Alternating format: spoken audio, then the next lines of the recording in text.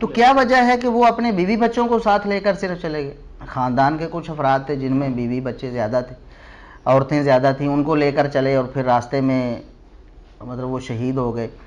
تو یہ رنگ آمیزی ہے جس کی مطلب ہمیں کوئی دلیل ایسی نہیں، کوئی سند ایسی نہیں ہمارے پاس جو واقعہ کربلا جو ہمیں بیان کیا جاتا ہے، جو اس مہینے میں خصوصاً لوگوں کے سامنے بیان کیا جاتا ہے، یہ نیری رنگ آمیزی ہے۔ سیدنا حسین رضی اللہ تعالیٰ عنہ سفر پہ جا رہے تھے، ظاہر ہے بیوی بچوں کو لے کر انسان سفر پہ ہی جاتا ہے، اور پھر وہ اس طرف جا رہے تھے جس طرف ان کے والد گرامی سیدنا علی رضی اللہ تعالیٰ عنہ ایک عرصہ انہوں نے وہاں گزارا کوفے میں، اسی راستے پہ وہ جا رہے تھے۔ اور راستے میں کیا ہوا ہے کہ کچھ لوگوں نے انہیں شہید کر دیا۔ انہوں نے دیکھا کہ آ رہے ہیں اور نہتے ہیں، بیوی بچے ساتھ ہیں، اکیلے ہیں، ہمیں ایک موقع مل رہا ہے، اس کو انہوں نے اویل کیا اور سیدنا حسین رضی اللہ تعالیٰ عنہ کو شہید کر دیا، اور الزام پھر اس خانوادے پہ لگایا جس کو وہ بدنام کرنا چاہتے تھے۔ سیدنا معاویہ رضی اللہ تعالیٰ عنہ سے سیدنا حسن رضی اللہ تعالیٰ عنہ صلح کی، تو ایک گروہ ایسا تھا جسے یہ پسند نہیں تھا، اس کے ہاتھ پہ اللہ اور اس کے رسول کی بیعت کی ہوئی اور وہ توڑی نہیں ہے۔ سیدنا حسین رضی اللہ تعالیٰ عنہ کی شہادت اگر اس کے ہاتھوں ہوئی ہوتی تو عبداللہ بن عمر رضی اللہ تعالیٰ عنہ تو اس بیعت کو فوراً توڑ دیں۔ یہ ایک اس کا پس منظر پھر جوڑتے ہوئے ظاہر ہے کہ کچھ لوگوں کا مقصد ہے کہ نبی کریم صلی اللہ علیہ وسلم کے جو جانسار صحابہ تھے ان کے بارے میں لوگوں کو بدظن کیا جائے۔ پھر جب وہ ایک شخص پر الزام لگاتے ہیں، پھر ان کے والد گرامی سیدنا معاویہ رضی اللہ تعالیٰ عنہ، ان پہ بات آتی ہے کہ انہوں نے اسے نامزد کیا تھا۔ لوگ بھی حضرت حسین رضی اللہ عنہ کو یزید کا دشمن بنا کے، مخالف بنا کے پیش کرتے ہیں۔ ان لوگوں سے میں کئی سالوں سے ایک سوال کرتا آ رہا ہوں، لیکن آج تک کوئی بھی شخص اس کا جواب دینے سے عاجز ہے۔ ایک بار پھر میں آپ کے سامنے یہ سوال رکھ رہا ہوں، اور آپ پوری دنیا کے جو بڑے بڑے اسکالر ہیں، علامہ ہیں، جانکار ہیں، سب سے کانٹیکٹ کیجیے کہ آپ احادیث کا پورا ذخیرہ چھان ماریے، تاریخ کی ساری کتابیں کھنگال ڈالیے، اور صرف ایک روایت صحیح سند سے ایسی پیش کیجیے جس میں یہ ذکر ہو کہ حسین رضی اللہ عنہ نے یزید کے خلاف ایک لفظ بھی کہا ہو۔ ان کو اگر اسلامک ہسٹری ذرا سی بھی پتا ہو، اہل سنت کی ساری تاریخ کی کتابیں اٹھا کے دیکھ لیں آپ، البدایہ والنہایہ جسے تاریخ ابن کثیر کہتے ہیں، تاریخ طبری اٹھا کے دیکھ لیں، تاریخ ابن خلدون اٹھا کے دیکھ لیں، ابن عساکر اٹھا کے دیکھ لیں، سب میں ڈیٹیلز موجود ہیں، اور وہ فٹ ان بیٹھتی ہیں بخاری مسلم کی حدیث میں وہ حدیث بھی اس میں نے لکھی ہوئی ہے کہ کوفے کا گورنر تھا نعمان ابن بشیر، صحابی رسول صلی اللہ علیہ وسلم۔ جب حضرت حسین علیہ السلام کے بارے میں پتہ چلا یزید کو کہ یہ آ رہے ہیں وہاں پہ اور کوفے سے یہ ایک قیام کریں گے اور دعوت حق لانچ کریں گے، سب سے پہلا اس نے ڈیسیژن کیا کہ نعمان ابن بشیر کو کوفے کے گورنری سے ہٹا دیا، یہیں سے اس کی 2 نمبری شروع ہو گئی ہے۔ ٹھیک ہے، یہ کہتے ہیں پروف دیں، پروف آپ کو پتہ ہے کیا ہے؟ اس لیے کہ نعمان ابن بشیر صحابی تھے، ان کو پتہ تھا حضرت حسین کے ساتھ تو میں کوئی نیگیٹو نہیں کر سکتا، تو نرم رویہ رکھتے تھے۔ اور عبید اللہ ابن زیاد کو اس نے بھیجا۔ عبید اللہ ابن زیاد ایک ظالم آدمی تھا۔ صحیح بخاری میں انٹرنیشنل نمبر کے مطابق 3748 نمبر حدیث ہے کہ حضرت حسین ابن علی کا سر کاٹ کر عبید اللہ ابن زیاد کے سامنے تشت میں لا کے پیش کیا گیا۔ استغفر اللہ کی لعنت ہو، تمام فرشتوں کی لعنت ہو، تمام لعنت کرنے والوں کی لعنت ہو جن لوگوں نے حسین ابن علی کو اس طریقے سے شہید کیا۔ یہ صحیح بخاری شریف ہے 3748 انٹرنیشنل نمبر کے مطابق، جس میں امام بخاری نے حسین کے ساتھ علیہ السلام لکھا ہے، اور آپ لوگوں کے پیٹ میں آج تک درد ہو رہی ہے۔ دارالاسلام والوں نے تحریف کر کے علیہ السلام کاٹ دیا اس میں سے، لیکن سعودیہ کا جو مکتبۃ الشاملہ ہے اس میں موجود ہے، دارالکتب العلمیہ کا جو بیروت کا چھپا ہوا ہے اس میں موجود ہے، اور اہل حدیث کی جو سب سے بڑی سائٹ ہے حدیث کی کتابوں کی sunna.com اس میں موجود ہے، اسلام 360 میں موجود ہے، اور اس میں بھی عربی میں علیہ السلام ہے، اردو میں مولوی نے رضی اللہ تعالیٰ عنہ کیا ہوا ہے۔ تحریف، یہ ہے تحریف۔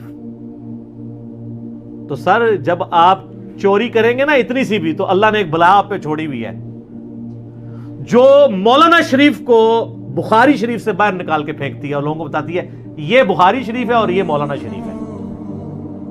حسین ابن علی کا سر کاٹ کے سامنے رکھا گیا، اس نے کچھ کلام کیا تو حضرت انس ابن مالک پاس کھڑے تھے، تڑپ اٹھے. انہوں نے کہا سب سے زیادہ رسول اللہ کے ہم شکل حسین ابن علی تھے. تو یہ ان لوگوں کا, اور یہ تھا گورنر کوفہ جو لگایا اس کام کے لیے گیا تھا. وہ کہتے ہیں یزید کو پتہ نہیں چلا, اس نے خود ڈسین کیا. اچھا جی مان لیا. تو جب یہ خود اس نے ڈسین کیا, اس کے بعد یزید نے پھر یقیناً اس سے عبید اللہ ابن زیاد کو جیل میں ڈلوا دیا ہوگا, کیونکہ آپ تو ہمیں کہانی کراتے ہیں کہ دریائے فرات کے کنارے کتا بھی پیاسا مر جائے تو حکمران کی ذمہ داری ہے. تو یزید نے پھر حسین ابن علی نبی کا بچہ جب قتل ہوا, اتنے وہ اپنے بچوں کے ساتھ رشتہ داروں کے ساتھ, تو اس کو جیل میں ڈلوا دیا ہوگا. کوئی ضعیف روایت ہی لے آئے. اور اگلے دن میں ایک مولوی کو سن رہا تھا, وہ کہتا ہے آپ کو پتا ہے حسین سے لڑنے کے لیے جو آیا تھا وہ کون تھا؟ عمر ابن سعد ابن ابی وقاص. یہ اسی طریقے سے میں کہوں کہ وہ طوفان نوح کے اندر جو غرق ہو گیا, آپ کو پتا ہے کون تھا؟ وہ حضرت نوح کا بیٹا تھا. تو انو میں ہی چپیڑ مار سکنا. سعد ابن ابی وقاص کا مرتبہ زیادہ ہے یا حضرت نوح کا؟ تو آپ دھونس لگا رہے سعد ابن ابی وقاص کی ہمیں رضی اللہ تعالیٰ عنہ. وہ تو اشرم و اشرم میں سے. نوح کا بچہ اگر کافر نکلا ہے تو سعد کا بچہ اگر غلط نکلا ہے, وہ پھر کہتے ہیں وہ نبی کے ماموں تھے. او یار کہانیاں کرانی بند کرو. یہ اسی طریقے سے کہ وہ ترک رفع دہن پہ کہتے ہیں ابن مسعود کا مرتبہ آپ کو پتا ہے؟ او ابن مسعود کا مرتبہ پتا ہے؟ ابن مسعود سے پہلے وہ ثابت بھی ہو, پھر اگلی بات مرتبے ہوں گے. ناموں کا روب. سعد ابن ابی وقاص تو سر آپ کو, ہمارے تو وہ لیڈر ہیں. میں نے کتنی حدیثیں پیش کی ہیں. صحیح مسلم میں حدیث ہے 6220. انہوں نے تو حضرت معاویہ کے ساتھ پھڈا لے لیا تھا جب حضرت علی پہ سب و شتم کروانے لگے تھے. سعد ابن ابی وقاص جیسا تو شیعان علی کوئی نہیں تھا.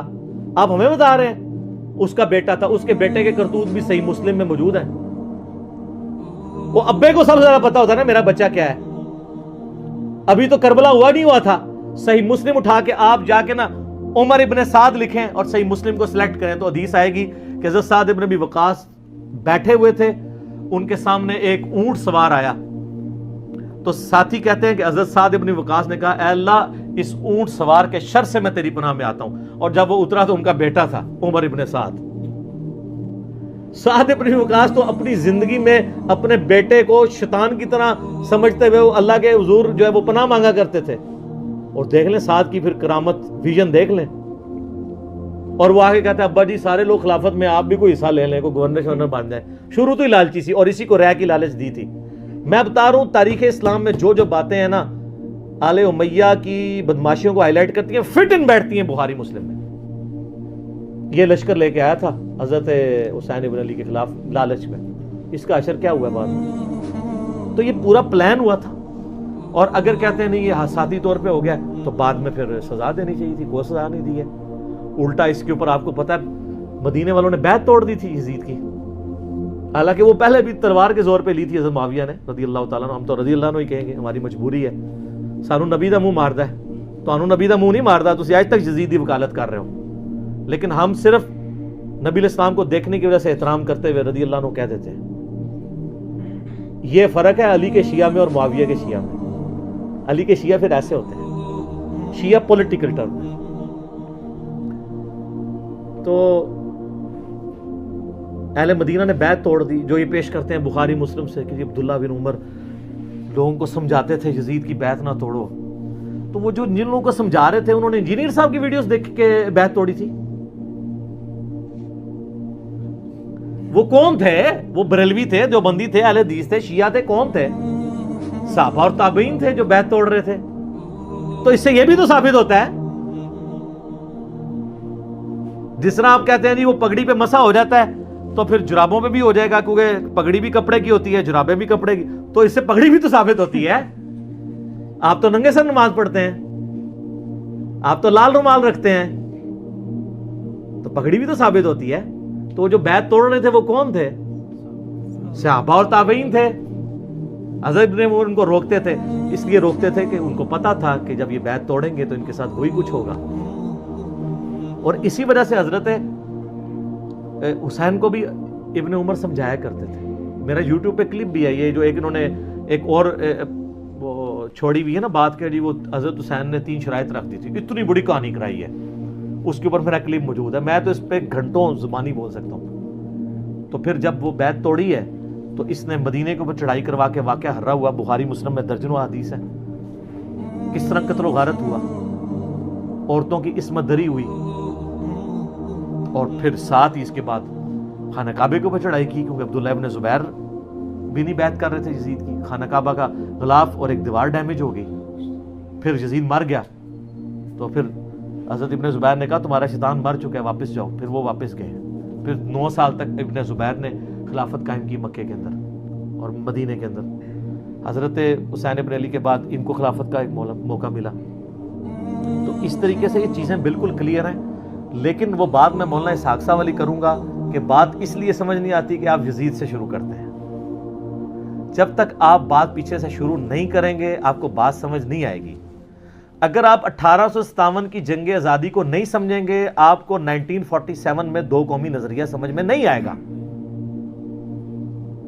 اور جب تک 1947 میں مسلمانوں کی قربانیوں سے جو ملک بنا ہے وہ آپ نہیں سمجھیں گے تو آج آپ کو نہیں سمجھ آئے گی کہ پاکستانی عوام کیوں اسلامی نظام یہاں پہ چاہ رہے ہیں۔ اس لیے کہ وہ کہتے ہیں ہمارے بزرگوں نے پاکستان بنایا اس لیے تھا کہ پاکستان کا مطلب کیا، لا الہ الا اللہ۔ یہ سیکولر اینکر بیٹھ کے جو باتیں کر رہے ہیں ان کو یہ کیسے سمجھ آئے جب تک آپ پیچھے نہیں چلیں گے؟ اگر آپ مشرف کے دور سے شروع کریں گے تو آپ کو نہیں سمجھ آئے گا کہ ملک سیکولر ہے یا اسلامی ہونا چاہیے، پیچھے چلنا پڑے گا۔ یزید کے دور سے آپ کو یہ کہانی سمجھ نہیں آئے گی جب تک آپ پیچھے نہیں چلیں گے، اور پیچھے جانے کے لیے آپ کو یہ پڑھنا پڑے گا، ٹھیک ہے؟ اور اس کے لیے آپ کو ہماری اکیڈمی میں کال کرنی پڑے گی، اور آپ کا 1 روپیہ بھی نہیں لگے گا، آپ کو فری ڈاک آ جائے گی گھر میں، یہ بھی اور باقی ریسرچ پیپر صبح 9 سے لے کر مغرب تک۔ +92 321 5900 162 یہ ہماری اکیڈمی کا نمبر ہے۔ پاکستان سے کریں گے تو 0321 5900 یہ ٹاپک بہت لمبا ہے، میں نے آپ کو اس کے کرتوت بتا دی ہیں، احادیث کے حوالے لکھے ہوئے ہیں، اور اصل کہانی گل وچ کوئی اور ہے۔ ہائے ہائے ہائے ایڑا تکیہ کلام میں نے بڑا ایتھے فٹ بندا ہے، گل وچ کوئی اور ہے سر، ہر چیز وچ گل وچ کوئی اور ہوندی ہے، اور اس چیز کو پردہ ڈالنے کے لیے فرنٹ پہ کوئی اور چیز لے کے آئی جاتی ہے۔ آج بھی آپ دیکھ لیں ہمارے پولیٹیکل لیڈرز کیا کر رہے ہوتے ہیں، بات کچھ اور ہوتی ہے، فرنٹ پہ کوئی اور چیز لے آتے ہیں۔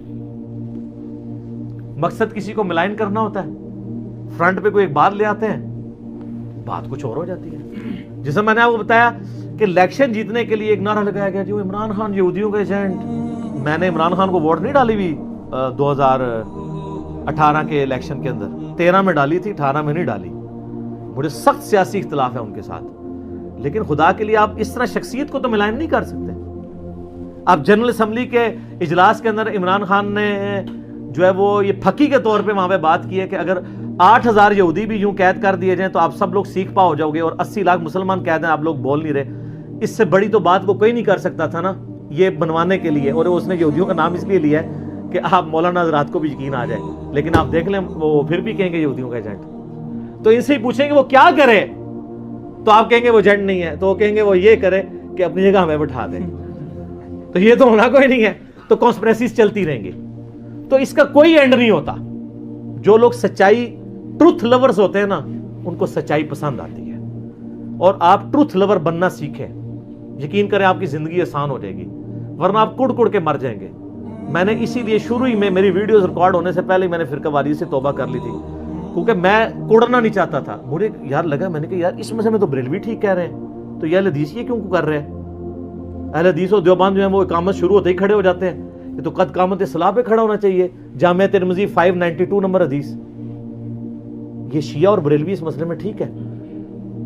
اچھا جی، پھر کسی مسئلے میں اہل حدیث ٹھیک ہوتے تھے تو میں کہتا تھا یار یہ بریلوی کیا کر رہے ہیں، اور کسی مسئلے میں شیعہ ٹھیک ہوتے تھے تو میں کہتا تھا سنی کیا کر رہے ہیں۔ میں نے کہا یار یا تو میں کڑ کڑ کے مر جاؤں، تو یا میں اعلان کر دوں کہ نہ میں وہابی نہ میں بابی، میں ہوں مسلم علمی کتابی، جاؤ دفع ہو، میرا کسی سے کوئی تعلق نہیں۔